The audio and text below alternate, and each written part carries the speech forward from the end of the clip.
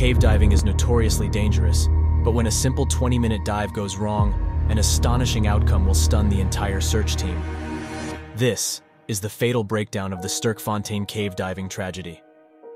Nuno Gomes had been exploring an unmapped section of the Sterkfontein Cave system for the past couple months. This was an incredible cave system in South Africa, where many anthropological discoveries have been made, including a 2.3-million-year-old skeleton. It consisted of mostly dry cave areas, but Nuno was interested in the wet cave system. On this day, September 29, 1984, he would be leading a small group in an effort to lay a permanent guideline to the farthest point of the wet cave area of Milner Hall.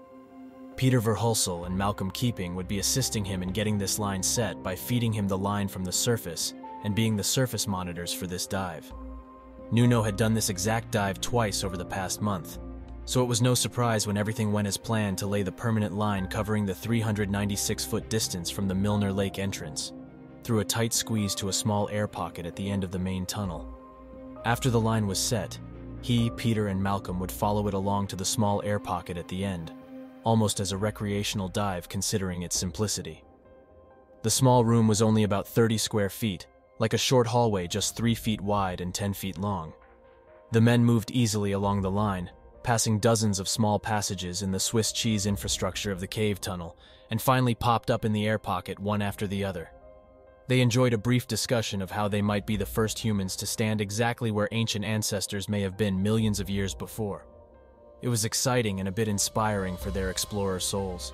They each knew that there might be an artifact or bone along these paths, which must have made them all feel like true explorers in uncharted territory.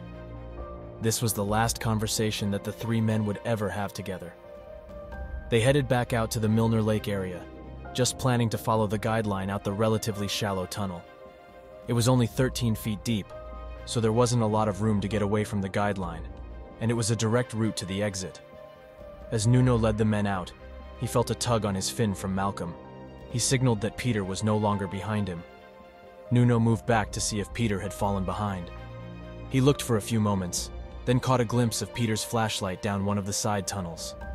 Nuno was frankly annoyed, but it was understandable, the irresistible drive to take a quick look at what lay beyond. He signaled to Peter to follow him back to the guideline, and they continued on their way. As they approached the squeeze to exit the tunnel, Peter had disappeared again. This time, after a short look around, the two men exited the tunnel to re-emerge in the open lake room. They wanted to check if Peter had taken the other exit tunnel by chance, but there was no sign of him. Nuno and Malcolm turned around and re-entered the tunnel along the guide rope. Nuno explored away from the line to side tunnels and areas he was aware of, looking to see signs of Peter's light. But this time, there was nothing. Over the next 4 hours, Nuno and Malcolm searched back and forth along the path and main lake to see if they could locate Peter. They had started stirring up the silt with their many trips, so visibility was reducing hour after hour. Although they were worried, they still were confident that Peter was waiting it out in one of the many air pockets that were likely at the end of all of those side passages. They just needed to figure out which one. After using all of their air tanks, they called for help in the late afternoon. The fire brigade divers came out, but were unable to enter the cave due to lack of cave diving expertise.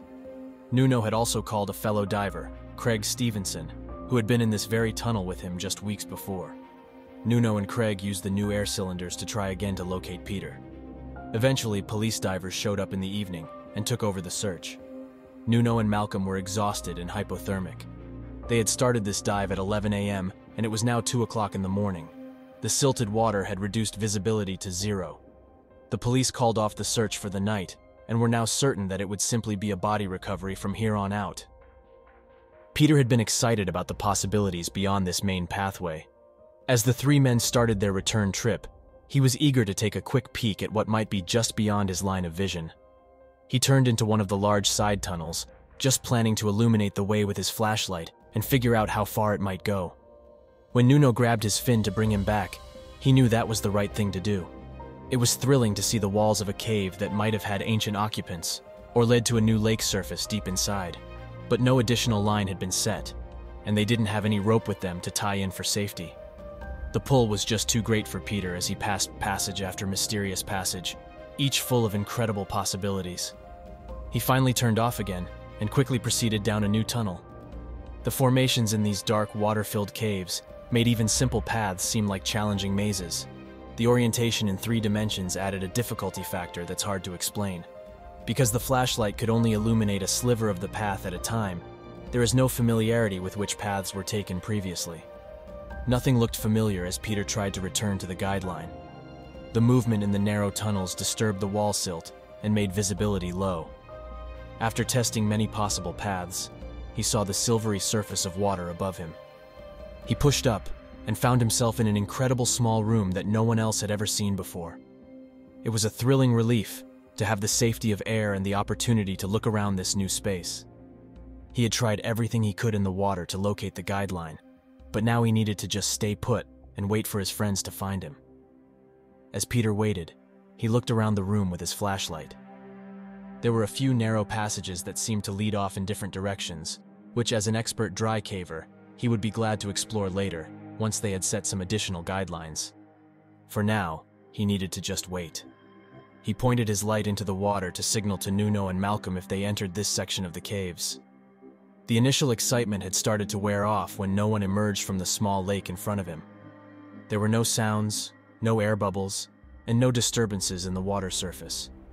He turned off his light to conserve the 30 minutes of battery power that remained while he thought about what to do. The general rule at that time was to sit tight when you have an unlimited oxygen supply. No point in diving in an unknown path with only 30 minutes of air and light, with the risk of not being able to find this room of air again. Peter knew that his fellow divers couldn't be too far away and were probably looking for him that very minute. After several hours had passed, he knew that a full rescue attempt would probably be happening. Nuno and Malcolm would have been out of air and needed additional resources to find him. Peter had tried to make noise by banging his tank on the rocks and flashing his light into the water. His adrenaline had worn off and left him in a state of complete exhaustion. He finally fell asleep and thus lost all measure of time in the short term. When he woke up, he wouldn't know if 10 minutes had passed or 10 hours. He was sitting in complete darkness with only the most limited knowledge of the cave he was in. His light only had 1 hour total of battery life, and half of that was used during his initial dive with Nuno and Malcolm. So with no light, no food, and no reference of time, Peter was not sure how long he might have to wait to be discovered.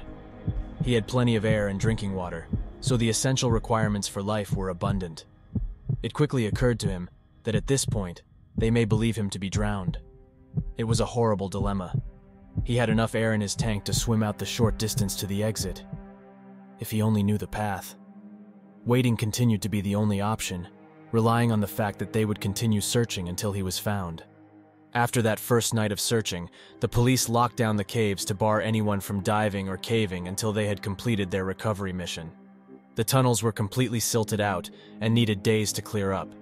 Since they had limited resources and were sure that it was a mission to recover a body, they didn't come back for a week. They then spent a day searching the bottom of the pathway to locate a body and the various tunnels that had yet to be explored. There was absolutely no sign of Peter. The following weekend, they returned again. The police had not allowed any civilians to join their dive mission. Nuno couldn't stand that they had not asked for his help and was determined to get back into those caves and locate Peter for his family. He just showed up at Sterkfontein and offered his knowledge of the system to the police divers. At that point, Peter had been missing for 16 days. Even if he had found an air pocket, he would have died from hypothermia long ago in the wet tunnels. Nuno knew that there were plenty of crevices and formations that could easily hide a body from searchers, and he had done all he could to help find Peter. Little did he know that at that very moment, Peter was inside fighting for his life. As the hours and days passed, Peter must have realized that his rescuers were having trouble finding him. He really had no way of judging whether 1 week had passed or 3. He was hungry and in complete darkness. While his flashlight was working, he had noticed the several passages that might lead to a dry exit. In complete darkness now, he ventured to the edges of his room and eventually followed a path nearly 120 feet away from the water's edge. It ended up being just a dead end of rock, so Peter continued to stay by the water in hopes of a rescue team finally locating his little cave. Eventually, he opened his flashlight and used the end cap as a cup. As far as supplies go, he was pretty limited. He had a couple of dead batteries, his flashlight body, and a nearly full cylinder of air. As time went on, he likely wrestled with his decision to leave the guideline in the first place, and then the decision not to go back in the water to search for the way out. Now he was too weak from lack of food and sitting alone in the dark for weeks. This devastating reality is true torture. Studies have shown that people can hallucinate and start losing their sanity after just hours of complete silence and no visual stimulation. Pieter had been surviving day after day in an unknown state of mind. His body was deteriorating, as his own muscle tissue was being used to fuel his body. Starvation is a traumatic state all on its own, but combine that with the deprivation of light, sound, and social interaction, and you can imagine the nightmare that Pieter was suffering. The only somewhat reasonable measure of time would have been the growth of his beard. His facial hair had grown substantially, which might have given him some sort of reference about days or weeks passing by. He was probably sleeping for most of the time because he had no food to fuel activity and no light to initiate wakeful periods. The biology of his life was breaking down little by little. Pieter was barely hanging on after starving for weeks and losing 44 pounds of body weight. The hopelessness is truly stunning, with no way to signal anyone that you are in fact still alive and suffering hour by hour. Pieter collapsed next to the water, knowing that his savior would come up in diving gear and rescue him from this tomb. But Pieter was wrong. Divers wouldn't find him, but dry cavers would. The police continued their weekend diving for 6 weeks, and then finally called off the search with no result. At this point, they opened the dry caves again, but kept the water portions closed to divers. As soon as it was opened, local Speleological Association volunteers started searching for a connection between the dry caves and the wet ones. Roger Ellis led this group, and Nuno joined them. After just a few hours of searching, a connection was found by Nuno himself. He found a breakthrough section that revealed a watery surface connected to the dry caves. This was astonishing news. This was the first confirmation that the extensive dry cave system did in fact connect with the water-filled tunnels. Other volunteers found a set of footprints that led to a dead end of rock. It was a completely unexpected finding and stirred everyone's hopes for locating Pieter.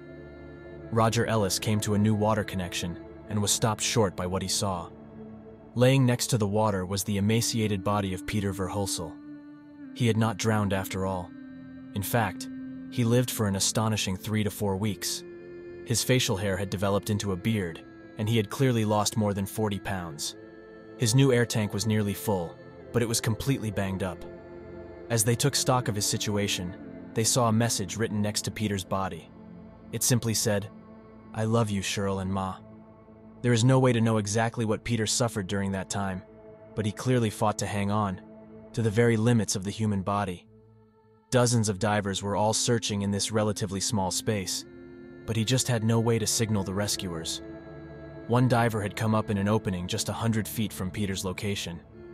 If he had yelled loudly enough, might they have been able to hear each other in these connected tunnels? The echoes of that question remain, along with many other what-ifs. If the dry caves had been left open, this search would have located a living Pieter in just one day. Pieter's autopsy revealed that he had died of starvation after more than 3 weeks alone. This was a devastating realization for Nuno. Despite the grisly outcome of this dive, Nuno went on to set several diving records and write a book about his many diving experiences, including the tragic story of Sterkfontein.